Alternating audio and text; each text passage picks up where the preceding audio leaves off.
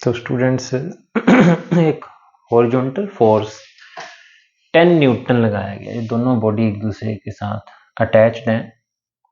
तो block slides over a frictionless, अगर friction होता तो थोड़ी सी सिचुएशन अलग होती।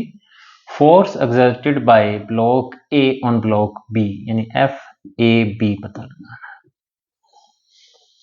तो बच्चों इस प्रॉब्लम को थोड़ा सा हम फ्री बॉडी डायग्राम से दोनों बॉडीज को अलग अलग करके देख लेते हैं कि क्या हो रहा है। पहले बॉडी ए को देखते हैं। बॉडी ए के ऊपर 10 न्यूटन फोर्स लग रहा है और उसका मास है 2 किलोग्राम। बॉडी बी बॉडी ए पर फोर्स लगा रही है इस तरह से एफ बी ए, क्योंकि न्यूटन थर्ड लॉ के मुताबिक बॉडी ए बॉडी बी पर फोर्स लगाएगी जब वो चलेगी, और बॉडी बी बॉडी ए पर। तो ये 10 न्यूटन की वजह से सिस्टम में एक्सेलरेशन है 10 minus F B A is equal to mass into acceleration, और मास कितना 2 इंटू में एक्सेलरेशन। इसको इक्वेशन नंबर 1 कहते हैं। अब बॉडी 3 किलोग्राम के फ्री बॉडी डायग्राम की बात करें तो इस पर बॉडी ए बॉडी बी पर फोर्स लगा रही है और कोई फोर्स नहीं लग रहा, वेट बॉडी का नीचे है, वो नॉर्मल रिएक्शन के साथ कैंसिल। तो F A B is equal to 3 into ये इक्वेशन नंबर 2 आ। अब दोनों फोर्स इक्वल और अपोजिट हैं, अगर हम ऐड करते हैं दोनों को तो एफ से एफ कट जाएगा, हमारे पास बच जाएगा 10 is equal to 2a plus 3a, 10 is equal to 5a। Acceleration आ गई सिस्टम की 2 मीटर पर सेकेंड स्क्वायर। अब क्या पता लगाना है अपने को? Force exerted by block A on block B, F A B पता लगाना है। तो इसमें हम सिंपली क्या करेंगे, इक्वेशन नंबर 2 में एक्सेलरेशन की वैल्यू पुट कर देंगे। एक्सेलरेशन की वैल्यू पुट करेंगे तो एफ ए बी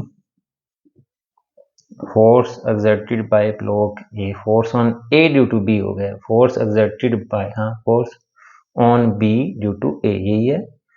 3 इंटू में एक्सेलरेशन कितनी है सिस्टम की 2, तो ये आ जाएगा 6 newton. Force on A due to B is equal to 6 newton, तो ऑप्शन सी। कई बार हमें ऐसे लगता है कि न्यूटन थर्ड लॉ के मुताबिक दोनों बॉडी एक दूसरे के ऊपर नेट फोर्स 0 लगा रही होंगी, या कंफ्यूजन दूर करने के लिए मैंने 2 स्टेप में ये प्रॉब्लम करवाई है, दोबारा समझ लो। चाहे फ्री बॉडी डायग्राम, या सिंपली ऐसे भी समझ सकते हो कि ये 10 न्यूटन फोर्स 5 किलोग्राम इंटू में एक्सेलरेशन आ रहा है, क्योंकि फोर्स होता है मास इंटू एक्सेलरेशन। 5 किलो है तो इकट्ठे चल रहे हैं, तो एक्सेलरेशन आ जाएगा 10/5 इज इक्वल टू 2 मीटर पर सेकेंड स्क्वायर। तो फोर्स 3 किलोग्राम की बॉडी के ऊपर कितना लग रहा है, 3 इंटू 2 6 न्यूटन। तो इस तरीके से भी ये किया जा सकता है। Force on B due to A, force exerted by A on B. तो ये तो थोड़ा सिंप्लीफाई तरीका होगा, इसमें थोड़ा गलती होने के चांस रह सकते हैं, लेकिन अगर हम फ्री बॉडी डायग्राम वाले मेथड से करते हैं तो उसमें सारा कुछ क्लैरिफाई होता है। दोबारा समझ लें दोनों बॉडीज का फ्री बॉडी डायग्राम। बॉडी ए की बात करें तो उस पर 10 न्यूटन फोर्स लग रहा है, एक्सेलरेशन है, और बॉडी बी भी उसके ऊपर फोर्स लगा रही है एफ कह दो चाहे उसको, F force on A due to B.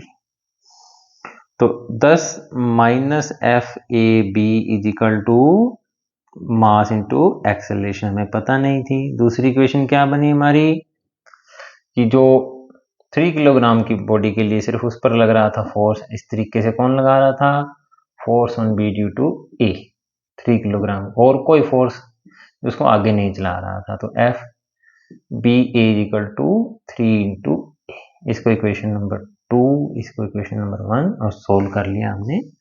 Acceleration आ गई और फोर्स आ गया। फोर्स दोनों बॉडी एक दूसरे के ऊपर इक्वल और अपोजिट आ रही है। तो बच्चों नीट 24 CBSE के सारे प्रॉब्लम सोल्व करते रहेंगे। चैनल सब्सक्राइब कर लें। चैनल है CBSE फिजिक्स, फिजिक्स में जेड है बच्चों, एट CBSE फिजिक्स, जेड है बच्चों। यहाँ फिजिक्स में वैसे एस होता है, एट CBSE फिजिक्स में अपना चैनल आ जाएगा, सब्सक्राइब कर